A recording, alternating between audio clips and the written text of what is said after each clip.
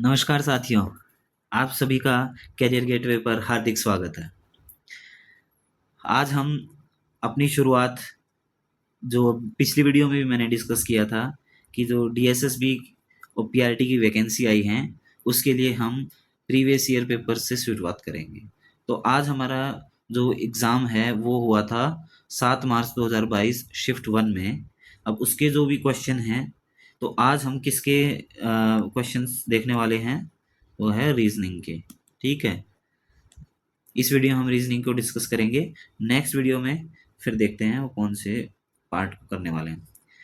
देखो, बिना किसी टाइम वेस्टेज के, क्योंकि हम डीएसएसबी पीआरटी के बारे में, स्ट्रेटजी के बारे में थोड़ा वो जो भी हमने डिस्कशन किया था वो पिछली वीडियो में ऑलरेडी कर चुके हैं।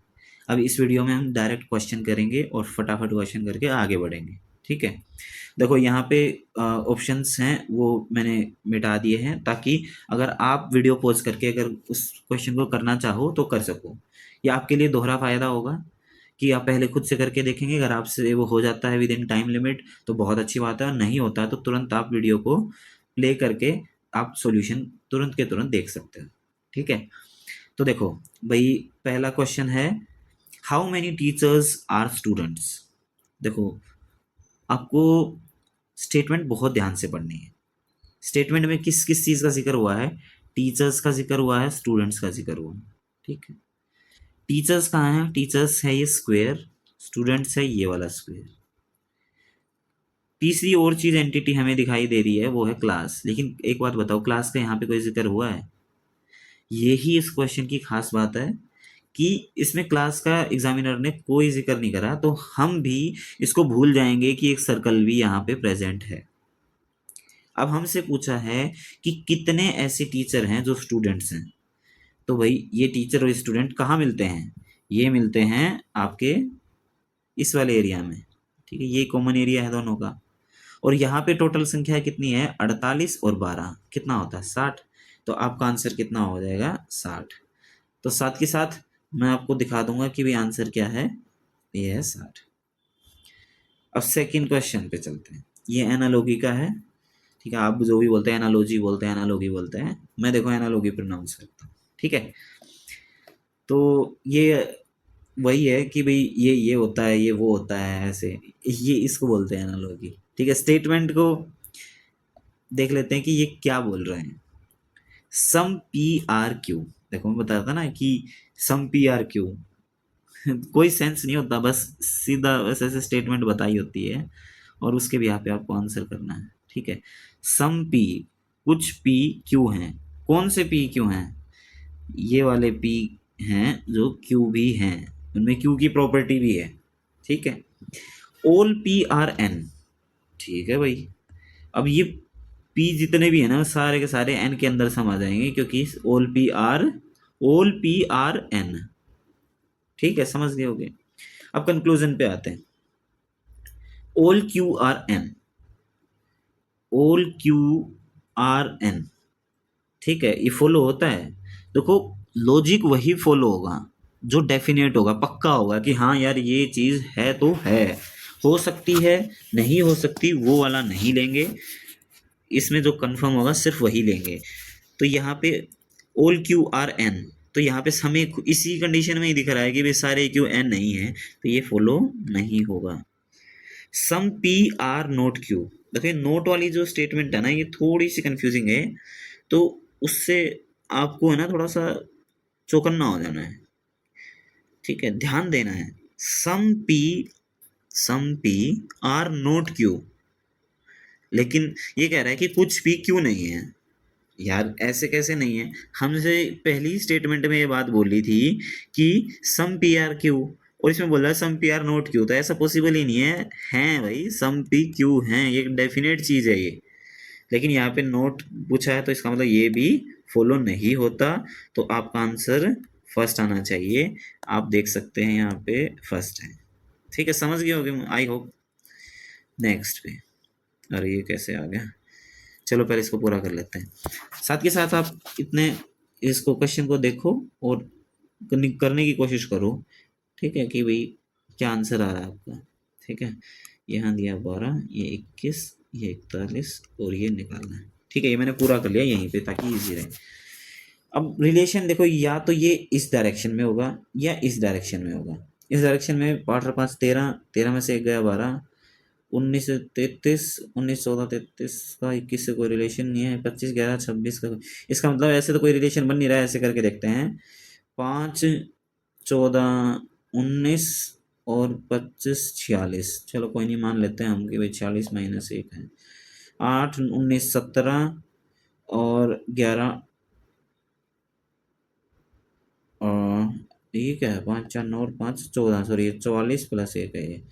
8 9 17 और 11 38। ठीक है, फिर 38 प्लस 1 हो गया। इसका मतलब अपना जो लॉजिक है वो सही है। 12 और 21 33 और 41 इसमें जोड़ दो, 3 और 1 4, 4 3 7 74।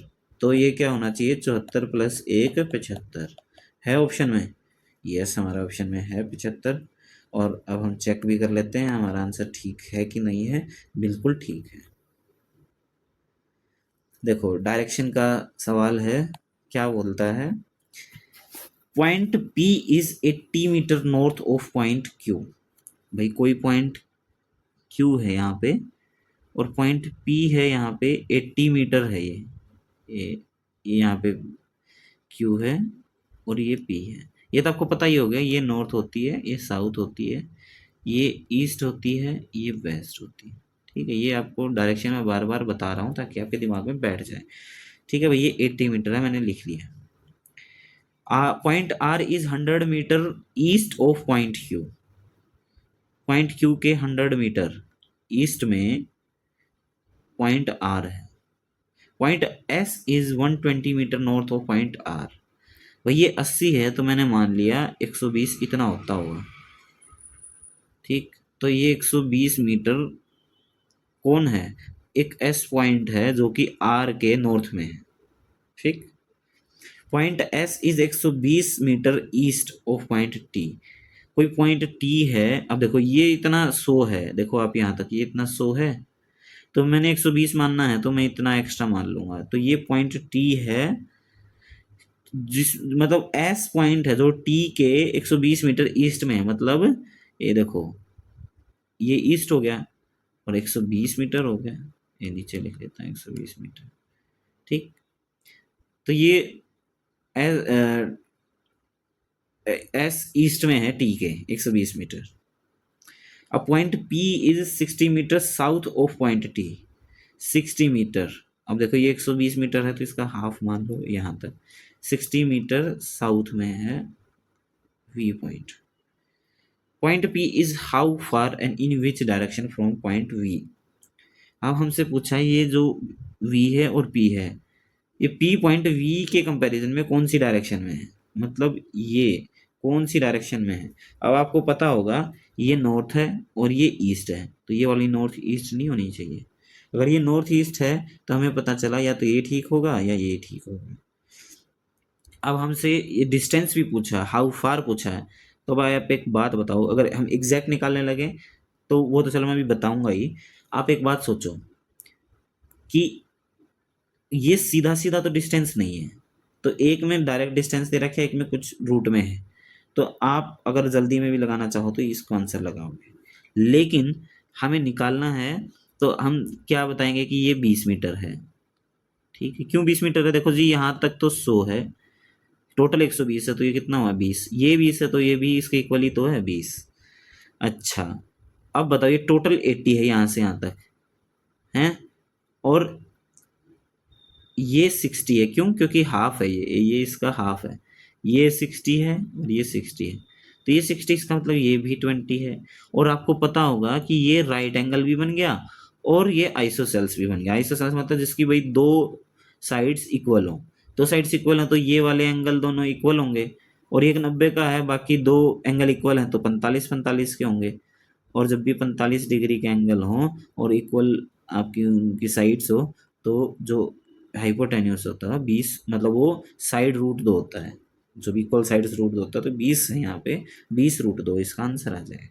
ठीक है, ऐसे इस क्वेश्चन को करना था, मतलब इजीएस्ट वे है, आपको पूरा सोल्व करने की ज़रूरत नहीं है। मैंने आपको बताया कैसे कर सकते हो, आप वो भी कर सकते हो। ठीक। अब देखो फिगर का क्वेश्चन है, यहाँ पे हमें बता रहा है ई एफ को एफ ई लिख दिया है, तो मतलब गुण मल्टीप्लीकेशन माइनस, तो माइनस मल्टीप्लीकेशन होगा, ये 3 में है, इसका मतलब ये नहीं होगा आंसर। फिर भाई नेक्स्ट, ये यहाँ सर्कल है, ये आपका स्क्वायर है, तो स्क्वायर और सर्कल ऐसे रिफ्लेक्शन बन रही है, तो पहले आएगा ट्रायंगल, ठीक है, पहले आएगा ट्रायंगल और आएगा फिर आएगा स्क्वायर, पहले आएगा ट्रायंगल, ठीक है, दोनों ट्रायंगल है, फिर आएगा स्क्वायर। देखो ये भी नहीं है, तो अब इन दोनों में क्या है, एक में स्क्वायर ऐसे पड़ा हुआ है, एक में ऐसे कोने पे खड़ा हुआ है, तो हमारा यहाँ पे खड़ा हुआ वाला है, ये आपका आंसर हो जाना चाहिए। पीछे वाले का मैंने आंसर आपको बताया नहीं, तो ये 4 था और यहाँ वाले का 1 है, ठीक। ले भाई ये बहुत अच्छा सवाल है। इसमें हमें बोला गया है कि भाई 7 लेक्चर हैं L1 से लेके L7 तक, 7 डिफरेंट डेज हैं, जो कि सेम ऑर्डर में नहीं है नेसेसरीली, कि भाई आप मान के चलो कि हमें तो दे ही रखा है सेम ऑर्डर में, तो 7 हैं, 1 2 3 4 5 6 7।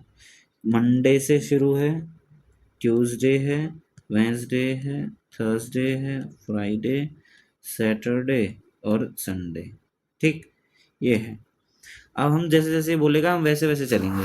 No 2 lectures are given on the same day, भाई ये नहीं है कि आप मान के चलो कि हाँ यार 7 लेक्चर्स में से एक दिन 2 लेक्चर हो गए, नहीं, हर एक दिन एक एक लेक्चर ही हुआ। अब हमारा रियल जो स्टेटमेंट अरे यार रियल स्टेटमेंट है वो यहाँ से शुरू हो रहा है, ठीक है। 3 lectures are given between L1 and L2, भाई L1 इसके बीच में 3 और L2, ठीक है, या फिर ऐसा हो सकता है ऑर्डर L2 3 लेक्चर बीच में और L1, okay. L1 is given before L2, भाई अगर इस तरफ से हम मंडे मान रहे हैं, इस तरफ संडे मान रहे हैं, तो यहाँ से यहाँ की साइड चलेंगे तो L1 पहले है L2 से, तो इसका मतलब ये वाली जो केस है वो ख़त्म हो गया, मतलब ऐसा पॉसिबल नहीं है कि L2 पहले हो जाए, ठीक। L6 is given on Friday, ये श्योर हो गया है कि भाई L6 फ्राइडे को है, ठीक है, जो श्योर हो गया हमने लिख लिया। L3 is given before L7, L3 is given before L7, ये मैंने ऐसे लिख लिया। L4 is given after L6, L6 उसके बाद L4। 2 lectures are given between L5 and L6, देखो L6 के बारे में रिलेशन दिया है किसी और के साथ, तो L5 और L6 में 2 लेक्चर आए हैं, इस तरफ 2 पॉसिबल ही नहीं है, क्यों, टोटल ही 2 लेक्चर हैं, तो इस तरफ पॉसिबल है, इसका मतलब ये भी एक जगह फिक्स होगी ट्यूसडे वाले दिन L5।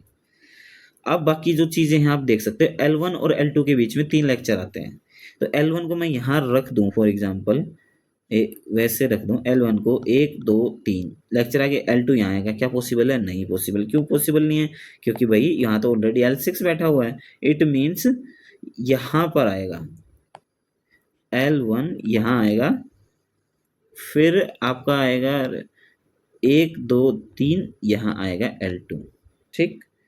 L3 और L7, L6 के बाद L4 आएगा, तो L4 के लिए एक ही जगह बची, और L3 पहले आएगा, L7 बाद में आएगा, ये सारी कंडीशन हमने यहाँ से लिख ली थी हमने। अब देखो हमारे पास एक कंप्लीट सॉल्यूशन है, हमसे कुछ भी पूछे हम बता देंगे।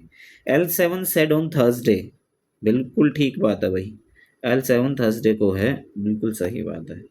3 lectures were said between L2 and L5, L2 और L5 में के बीच में 3 लेक्चर हैं, लेकिन यहाँ तो 4 दिखा रहा है, इट मीन्स ये फॉलो नहीं हो रहा। कौन सा फॉलो हो रहा है, ओनली 1, देख लेते हैं, यस ओनली 1, ठीक है। अब नेक्स्ट क्वेश्चन पे चलते हैं। अरे यार ये देखो, इस क्वेश्चन में कितने बेवकूफ़ी भरा काम किया है, बताओ, विमेन और मैन मिला दिए, ऐसा पॉसिबल है, मैं तो रेयरली कभी लगता है कि ऐसा पॉसिबल हो सकता है कि यहाँ विमेन और मैन मिक्स कर दिया यार, वो साथ में चिल्ड्रन भी घुसा दिए सोच के देखो, चलो यार गधे घोड़े मिला दो, लेकिन यार आदमी और औरत, चलो कोई नहीं, इसलिए ये बोलते हैं रीजनिंग में उसका कोई सिर पैर नहीं होता, कुछ भी बोल देते हैं, कुछ भी स्टेटमेंट दे देते हैं। The number of children who are neither man nor women is 85, पूछ रहा हमसे स्टेटमेंट देखिए क्या ये बात सही है, देखो ऐसे बच्चे बच्चे कौन हैं, ये इस सर्कल वाले, तो ऐसे बच्चे जो ना तो विमेन है, मतलब विमेन यहाँ से होके जा रही है, ना मैन है वो यहाँ से होके जा रहा है, इट मीन्स क्या चीज़ बच गई, 85 ही बच गया। ऐसे चिल्ड्रन जो ना तो आदमी है ना औरत है, तो 85 ठीक है, ये बिल्कुल ठीक है। The total number of women is 311। तो वीमेन कौन सी है भाई, ये वाला सर्कल आपको सारा जोड़ना है, जोड़ दो भाई, 128,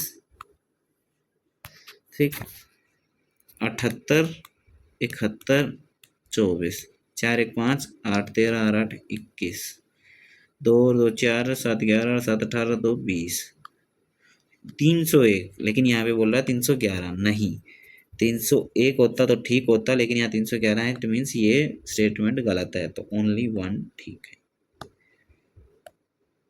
ठीक है, चलिए अब नेक्स्ट क्वेश्चन पे चलते हैं। तो हमारा नेक्स्ट क्वेश्चन क्या बोलता है, देखो 3 स्टेटमेंट दी हैं, ठीक है, वही 3 स्टेटमेंट दिए हैं और 3 ही कंक्लूजन है। तो अब इससे हम देखेंगे कि स्टेटमेंट से हमारा जो डायग्राम है वो कैसे बनेगा। अगर हमने ठीक से डायग्राम बना लिया तो हमारे कंक्लूजन हम इजीली फाइंड आउट कर सकते हैं सही है या नहीं है। ठीक है, देखो ये बताना है कि लॉजिकली फॉलो कौन सी कंक्लूजन हो रहे हैं। तो देखो हम क्या करेंगे, पहले स्टेटमेंट को पढ़ेंगे, उस अकॉर्डिंग अपना वेन डायग्राम जैसे हम बनाते हैं वो बनाएंगे। सम पी आर टी, देखो भाई कुछ पी टी हैं, तो ये हमने ऐसा क्यों बनाया, ऐसा इसलिए बनाया क्योंकि जो ये वाला एरिया है ना, ये ग्रीन से कर देता हूँ, ये वाला एरिया है वो कुछ जो पी हैं वो टी भी हैं। ठीक है, ये इसको बहुत ज़्यादा एक्सप्लेन करने की ज़रूरत नहीं, आपको पता है। अब अगला है सम टी आर एस, तो कुछ टी एस हैं, देखो भाई ये एस है, कुछ टी एस हैं, ये वाला एरिया है। अब इसमें ध्यान देने वाली बात क्या है कि इन्होंने ऐसा थोड़ी ना कुछ बताया है कि पी के साथ कोई रिलेशन नहीं है इसका, हो सकता है पी के साथ भी, तो मैंने पी और टी का तो डेफिनेट रिलेशन बता रखा है। अब एस को मैं ऐसे भी बना सकता हूँ, ठीक है, उसका पी से भी रिलेशन हो सकता है, नो प्रॉब्लम, तो दो हमारे ऐसे केस बन गए। अब तीसरी स्टेटमेंट क्या बोलती है, नो जे इज पी, कोई जे है, देखो कोई जे है वो पी नहीं है, मतलब नहीं है, कोई रिलेशन नहीं है उसका पी के साथ, सिर्फ किसके बारे में, पी और जे के बारे में बात हो रही है, बाकी टी और एस का कोई रोल नहीं है स्टेटमेंट में। तो जे को मैं ये भी मान सकता हूँ, जे यहाँ आ जाएगा, बस उसको पी से टच नहीं होना, बाकी वो एस से टच करे पूरा आ जाए, कुछ भी हो, वो आप डायग्राम बना सकते हो। अब चलिए कंक्लूजन पे चलते हैं। ठीक, पहला कंक्लूजन बोलता है सम एस आर नॉट जे, कुछ एस जे नहीं है। क्यों भाई, इस कंडीशन में चलो नहीं है कोई बात नहीं, लेकिन इस कंडीशन में पॉसिबल है, हो सकते हैं, इट मीन्स ये फॉलो नहीं करता। दूसरा सम टी आर नॉट जे, कुछ टी जे नहीं है। अच्छा ये बताओ, हमने ये दो अलग अलग केस दे रखे हैं, ये है केस 1 और ये है केस 2। अगर इनमें से अगर एक भी फॉलो नहीं हो रहा, इट मीन्स वो स्टेटमेंट फॉलो नहीं हो रही, तो उसको फॉलो होने के लिए दोनों या तीनों या जितने भी केस है सभी में फिट बैठना ज़रूरी है। अब इसको देखें, सम टी आर नॉट जे, कुछ टी जे नहीं है, तो इसके कुछ टी जे नहीं है, बिल्कुल ठीक बात है। यहाँ पे कुछ टी जे नहीं है, लेकिन आप बोलोगे जी ये टी तो जे हैं, लेकिन भाई हमसे कुछ ही पूछा है, हमसे ये नहीं पूछा कि सारा, तो ये वाले अगर टी की मैं बात करूं तो क्या ये जे हो सकते हैं, नहीं कभी नहीं हो सकते, क्योंकि इसमें पी का भी कंटेंट है, और पी का और जे का कोई भी रिलेशन नहीं है, हमें ऑलरेडी स्टेटमेंट में दिया हुआ है, इट मीन्स ये फॉलो होगा। ठीक है, अगर आपको समझ नहीं आया हो तो आप वीडियो को एक बार बैक करके आराम से समझने की कोशिश करिए मैंने क्या कहा है। अब तीसरी स्टेटमेंट है some J are not T, some J are not T. अब देखो कुछ जे टी नहीं है, अब आप बोलोगे कि देखो जी यहाँ पे तो टी नहीं है कुछ जे, ठीक है, इस केस में बिल्कुल ठीक बात है, लेकिन इस केस में आप जाओगे तो ये भी आप बोलोगे कि ये जे जो ये वाला मैं एरिया बात कर रहा हूँ ये जे टी नहीं है, यहाँ भी फॉलो हो रहा है, लेकिन आप एक चीज भूल गए हो, टी और जे उसके बीच में कोई भी रिलेशन नहीं दिया हुआ। ठीक है, तो मैं ये नहीं कह सकता ए जे यहाँ पे एज इट इज पूरा आ जाए, अगर पूरा आ गया तो ये क्या कंडीशन फॉलो होगी, ये कंक्लूजन फॉलो होगा? नहीं होगा। क्यों नहीं होगा? क्योंकि सम जे आर नॉट टी। कोई कुछ ऐसे जे हैं जो टी नहीं है, लेकिन इसमें तो सारे के सारे जे हैं जो टी हैं। ठीक है ना? तो ये इस कंडीशन में फॉलो नहीं होगा। तो कौन सा कंक्लूजन फॉलो होगा? सिर्फ सेकंड कंक्लूजन फॉलो होगा, जो कि हमारा ऑप्शन 2 ही है, सेकंड ही है। देखो, आई होप आपको समझ में आया होगा। नहीं समझ में आया तो आप दोबारा से इस क्वेश्चन को दोबारा से देख सकते हो। ठीक है, चलिए नेक्स्ट क्वेश्चन पे चलते हैं। अगला हमारा क्वेश्चन है कि जो ये सीरीज दे रखी है, इसमें कोई ना कोई एक आइटम, वन टर्म रॉन्ग है, कोई भी हो सकती है, पहली या आखिरी, बीच में कोई भी हो सकती है, हमें वो फाइंड आउट करना है। देखो, ये क्वेश्चन के साथ नहीं दिया हुआ, कभी आप सोचो कि हाँ क्वेश्चन में हमें ऐसे देखने को मिलेगा। मैं पहले ही बता चुका हूँ, ये आपको लिख लेना है अपनी सहूलियत के लिए, और जो भी ऐसे अल्फ़ाबेट सीरीज का क्वेश्चन आए तो फटाफट उसी पेज पे जाके क्वेश्चन को सोल्व करना है। ठीक है, तो अब हम शुरू करते हैं। भाई, पहली टर्म ले ली, ई के क्यू डब्ल्यू सी आई।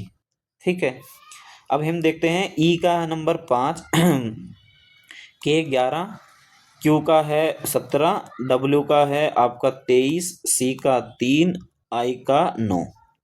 अब इनमें क्या अंतर चल रहा है? अब इनमें आप देखोगे अंतर है 6, 6, 6, फिर 23 और 3, 23 और 6 29, मतलब 26 प्लस 3, बिल्कुल ठीक है, 6 का ही अंतर है, इसमें भी 6 का। तो यहाँ से तो हमें कोई भी फायदा नहीं हुआ। अब हम अगली टर्म पे चलते हैं। ठीक है, V B H N T A. अब इनका हम नंबर लिख लेंगे। वी का कितना है? 22, बी का 2, एच का 8, एन का 14, टी का 20 होगा, हाँ 20, ए का 1। अब देखो यहाँ पे क्या अंतर है, 22 और चलो इसमें देख लेते, थोड़ा आसान है। 2 और 6 8, 8 और 6 14 और 6 20। इट मीन्स भाई 6 6 चल रहा है, तो यहाँ पे भी 6 है क्या? देखो, 22 और 6 28, मतलब 26 प्लस 2, ये 26 तो अल्फ़ाबेट होते हैं ना, उसके बाद 2 नंबर, ठीक है। और 20 और 6 26, नहीं, यहाँ पे 26 होना चाहिए था, मतलब जेड आना था, लेकिन आया हुआ क्या है? ए। सो ये गलत है। तो आपका जो टर्म कौन सी गड़बड़ में है, रॉन्ग कौन सी है? I A P. I A P आपका आंसर हो जाएगा, आप चेक कर लीजिए। यस, आई ए पी हमारा आंसर है।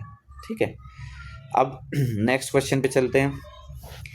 ये डिक्शनरी में जो भी ऑर्डर होता है उस अकॉर्डिंग हमने रखने हैं, और वैसा ही इनको एक ऑर्डर बताना है। यहाँ पे हम देखेंगे, पहला जो अल्फ़ाबेट है सभी का सेम है, सेकंड ए है वो भी सभी का सेम है, थर्ड डिफरेंट है। थर्ड क्या क्या है? पहले नंबर वाला है आई, दूसरे में डी, तीसरे में के, चौथे में एल, पांचवे में जी। देखो ऐसे लिख लिया आपने। अब आप देखेंगे तो आपको पता चलेगा इनमें सबसे पहले कौन सा आना चाहिए। आप बोलोगे कि डी आना चाहिए, ठीक है भाई, डी को हम 1 नंबर दे देंगे। डी के बाद क्या आना चाहिए? जी आना चाहिए, इसको 2 नंबर दे देंगे।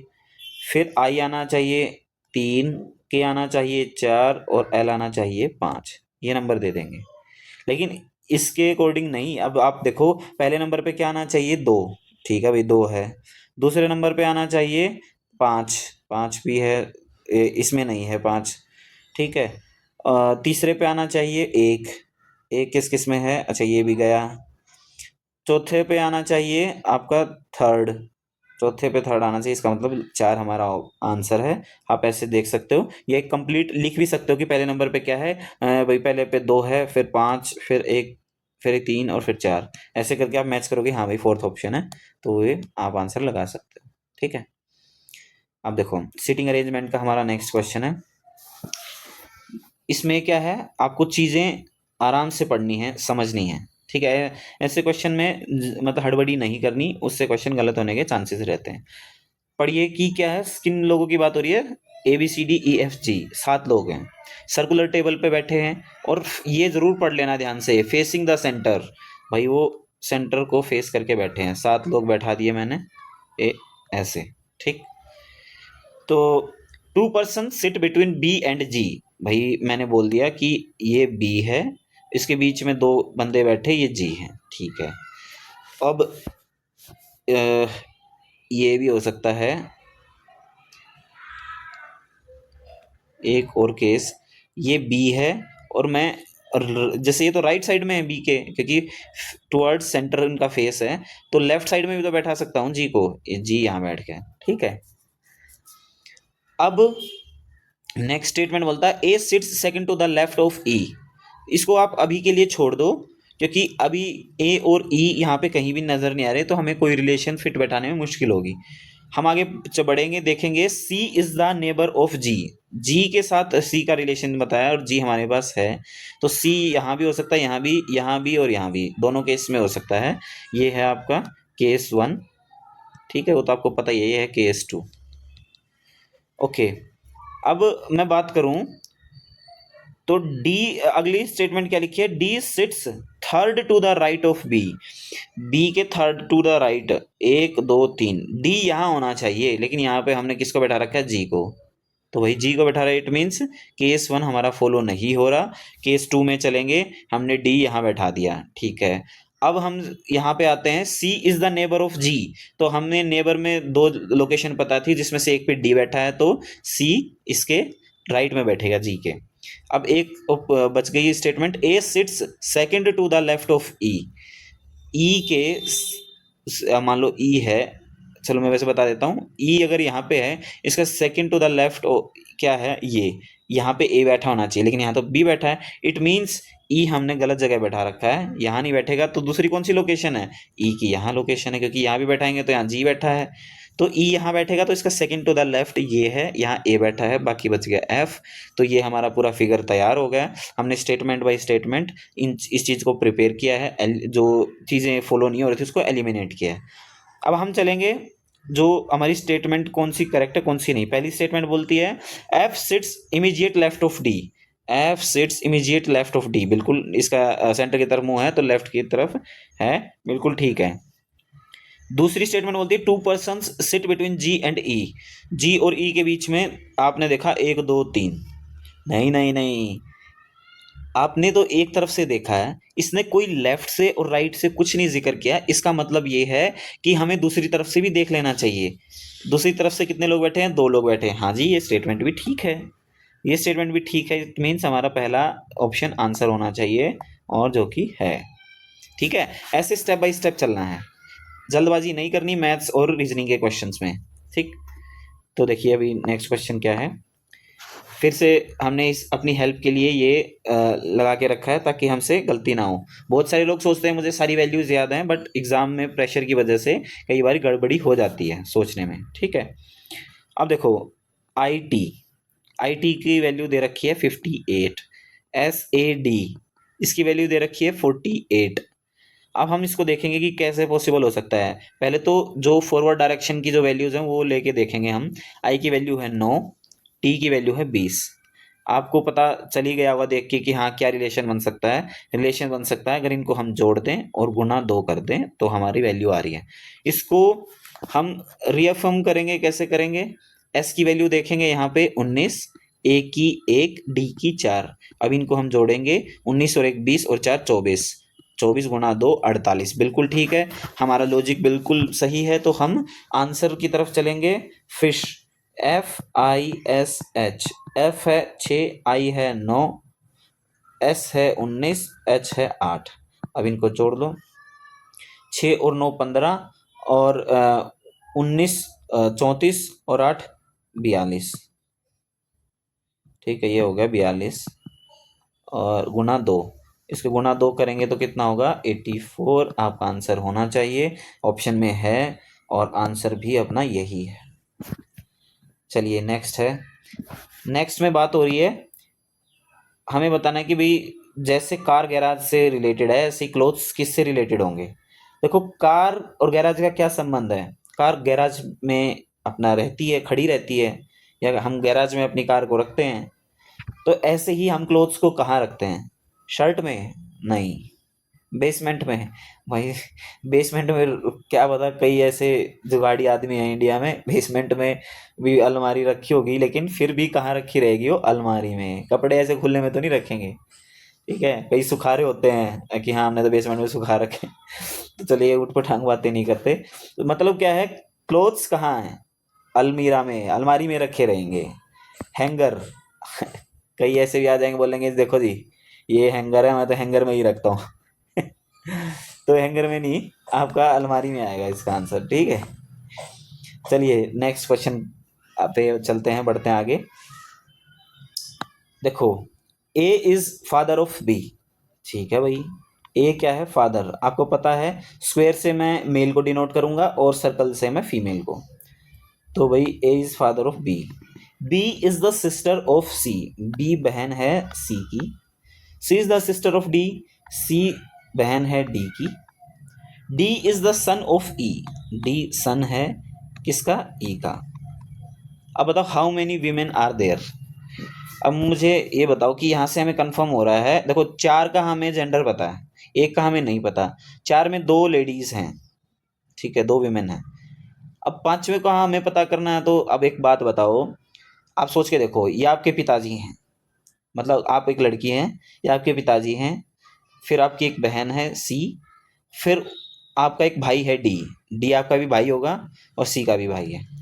अब लेकिन डी ई का बेटा है, तो ऑब्वियस सी बात है कि ए अगर आपका पिता है तो ई आपकी माता जी होंगी, ठीक है, माता जी होंगी। और ए और ई में क्या रिलेशन होगा? वो पति पत्नी होंगे। तो हमारी अभी टोटल वीमेन कितनी हुई? एक, दो, तीन। तो आंसर हमारा होगा 3। देखो अब नेक्स्ट क्वेश्चन क्या है? 23, 28, 56, 73, 199। ये हमसे पूछा गया है कि भाई उसके आगे क्या आएगा। चलो पहले हम सीरीज लिख लेते हैं। 23, 28, 56, 73, 199। नेक्स्ट हमें बताना है।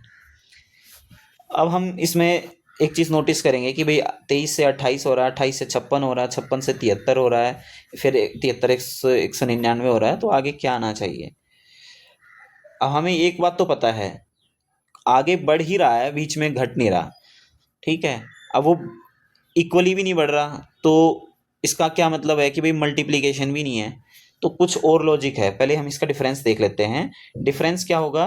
23 और 5 28, 28 और 28 56, 56 और 73 में डिफरेंस है 17 17, 199 और 73 में है 74 का, हाँ ना? नहीं सॉरी 74 का नहीं है, 6 और 12, 126, 126 का डिफरेंस है।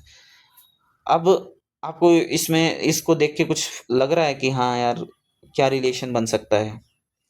थोड़ा सा सोचेंगे तो आपको पता चलेगा कि 5 है, 5 है 2 का स्क्वायर प्लस 1, 28 है 3 का क्यूब प्लस 1, 17 है 4 का स्क्वायर प्लस 1, 126 है 5 का क्यूब प्लस 1, फिर इसके आगे क्या आना चाहिए? 6 का स्क्वायर प्लस 1। तो ये कितना होता है? ये होता है 37। अगर 37 को 199 में अगर हम ऐड कर दें तो कितना आएगा? 236। तो 236 ऑप्शन में है और यही आपका आंसर है, ठीक। अच्छा डायरेक्शन आया क्वेश्चन है, चलो देख लेंगे। A person starts walking from A point towards south. भाई देखो एक पॉइंट है, साउथ में बढ़ने लगता है और 100 मीटर चलता है भाई, ठीक है, 100 मीटर चलता है। ही टेक्स ए लेफ्ट टर्न, भाई लेफ्ट टर्न लिया और वॉक 60 मीटर, चलो मैंने मान लिया ये 60 मीटर चला। Finally he takes a left turn and walks 20 meter, ये 20 मीटर चला, लेफ्ट टर्न लिया। How far is he now from the starting point, भाई ये इसका स्टार्टिंग पॉइंट था और अब ये यहाँ है, तो यहाँ से वो कितनी दूर है? अब देखो हमें ये दूरी बतानी है, अरे हमें ये दूरी बतानी है, ये ठीक। ये दूरी हमें कैसे पता चलेगी? हमें इसमें मैथमेटिक्स यूज करना पड़ेगा थोड़ा सा। अगर ये 20 है तो ये भी 20 होगा, अगर ये 20 है तो ऊपर वाला कितना बच गया? 80, क्योंकि टोटल 100 है। ये 80 है और ये 60 है।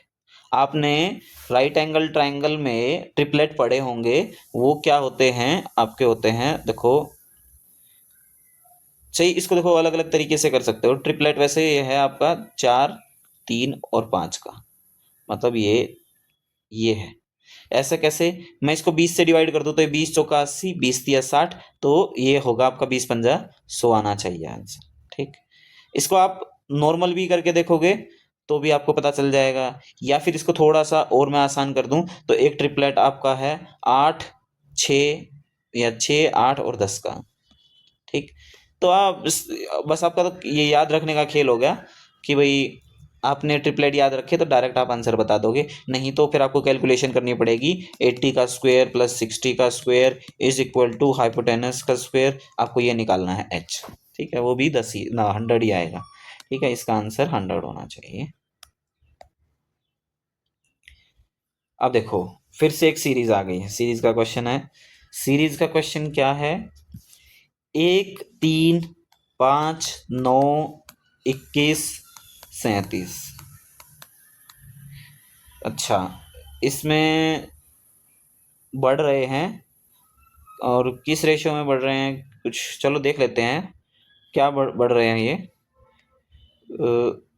आपका 1 से 3 हुआ 2, 3 से 5 हुआ वो भी 2, 5 से 9 हुआ 4, 9 से 21 हुआ 12, 21 से 37 हुआ 16। तो अब इसमें बताओ, अब सोचो आप क्या रिलेशन हो सकता है। ये भी बढ़ ही रहा है, यहाँ पे डिफरेंस आ रहा है 4 का, यहाँ आ रहा 8 का, यहाँ आ रहा 2 का, यहाँ आ रहा 0 का। तो हाँ, अब देखो आप अगर ध्यान से देखोगे तो अगर मैं इसकी 1 से गुणा कर दूं, 2 एकम 2, और मैं इसकी गुणा कर दूं 2 से, 2 दूनी 4, इसकी कर दूं 3 से, लेकिन आगे नहीं फॉलो होगा, इट मीन्स ये फॉलो नहीं हो रहा। तो हम क्या कर सकते हैं, यहाँ पे 4 आना चाहिए, 1 2 3 तक तो हम चले गए। ऐसा भी हो सकता है, देखो अब आ गया है ये, 1 से गुणा करी 2 एकम 2, 2 से गुणा 2 जोड़ दिए, गुणा 3, 4 जोड़ दिए, अब क्या होना चाहिए गुणा 5, 16 पंजा 80, 80 और 37 जोड़ेंगे तो कितना हो जाएगा 117। तो ये हमारा आंसर क्या होना चाहिए 117। देखो हम इस अप्रोच से करने की कोशिश करते हैं कि हमारा दिमाग कैसा चलेगा एग्जाम में, और एग्जाम में ऐसे ही चलता है कि हाँ ये इतना आ रहा है इतना आ रहा है, फिर हमने लास्ट में देखा कि यहाँ पे हमें 4 की ज़रूरत है, 3 तक तो हम पहुँच गए। तो हमने देखा अगर ये पैटर्न हम यूज़ करके देखें तो हमारा यहाँ पे 4 आ रहा है, तो हमारा क्वेश्चन हो गया सोल्व। अब है नेक्स्ट GSN और DOP। GSN रिलेटेड है DOP से। अच्छा, किसी का भी रिलेशन फाइंड आउट कर लो फिर हम चेक कर लेंगे। SNN MNOP, अच्छा मतलब भाई बीच में सिर्फ O आ रहा है। ठीक है, अब इनमें देख लेते हैं CDE PQ, ये नहीं फॉलो हो रहा, DEF LMN। ठीक है, एक तो गया। अब देखते हैं S और O में क्या होता है। O से चलते हैं, OPQRS, मतलब 3 बीच में आ रहे हैं। तो यहाँ पे देख लेते हैं M के बाद NOP, देखा M के बाद NOPQ, ठीक है यहाँ आ रहा है, N के बाद OPQ फिर R, ठीक है, E के बाद FGHI आना चाहिए, लेकिन ये भी फॉलो नहीं हो रहा। अब तीसरा बच गया, G और P का कोई ना, सॉरी G और D का कोई रिलेशन है। देखो G इससे कर देते हैं, G और D का कोई रिलेशन है, तो क्या हो सकता है DEF, बस इतना सही है। पहला है W के बाद YZ, इसका मतलब ये फॉलो नहीं हो रहा, एक ही बच गया वो ये फॉलो हो रहा होगा। तो अभी हम आंसर चेक करते हैं। ओह ये तो गड़बड़ हो गई, क्या गड़बड़ हो गई, W, अच्छा X छोड़ दिया, अरे ऐसे गड़बड़ करवा देते हो तुम। चलो कोई बात नहीं, ठीक है, हो जाती है कभी कभी गलतियाँ, एक्सेप्ट कर लेनी चाहिए बस। अच्छा WXYZ, और यहाँ पे XY, अगर X के बाद देखें YZ और A, यहाँ 3 आ रहे हैं, और जबकि हमें कितना चाहिए 2, तो ये फॉलो नहीं हो रहा, ये फॉलो हो रहा है। ठीक है, चलो कोई बात नहीं। अच्छा, ये है आपका क्यूब वाला क्वेश्चन, ठीक है, डाइस बोल दो इसको। अब ऐसे क्वेश्चन में आपको इतना सा पता होगा, जो भी लाइन में होते हैं वो एक छोड़ के एक एक दूसरे के अपोजिट होते हैं। हमसे पूछा है सिंबल एस, मतलब जो डॉलर है या एस बोल लो इसको, उसके अपोजिट, इसके अपोजिट बताना है। तो अब ये जो है इसका रिलेशन है, देखो मैं कलर कर देता हूँ या कर देता हूँ, ये है इसके अपोजिट, ये है इसके अपोजिट, और ये है इसके अपोजिट। जो लाइन में है वो मैंने बता दिया, एक छोड़ के एक अपोजिट होते हैं, तो अभी हमें आंसर पता चल गया कि ये समेशन है, ये आपका आंसर होगा। ठीक, अब लास्ट है, वही हमें पैटर्न पूरा करना है। ठीक है, अब आप देखेंगे यहाँ पैटर्न पूरा करना है तो यहाँ अपोजिट में ये भरे हुए हैं कोने पे, कलर्ड है, ठीक है, फील्ड है, तो इट मीन्स यहाँ पे ब्लैंक आएगा, यहाँ ब्लैंक है, इसकी तो ओरिएंटेशन ही ठीक नहीं है, ये फील्ड है, ये भी नहीं। अब ये ब्लैंक है और ये ब्लैंक है, अगर आप देखेंगे जो ये ब्लैंक है ये है छोटा, तो हमारा छोटे वाला आंसर हो जाएगा, बड़े वाला नहीं होगा। फिर भी कुछ और आप मैच करना चाहो तो आप मैच कर सकते हो, तो आपका आंसर एक ही होगा। तो ठीक है, अभी के रीजनिंग के जो 20 क्वेश्चंस हैं वो हमने यहाँ पे ख़त्म कर लिए। तो आई होप आपको समझ में आया होगा, कुछ सीखने को मिला होगा। ठीक है, और हम अपनी सीरीज़ ऐसे ही जारी रखेंगे। अगली वीडियो में आपसे मुलाकात होगी, तब तक के लिए आप अपना ख्याल रखिए और जय हिंद। ठीक है, बाय बाय, टेक केयर।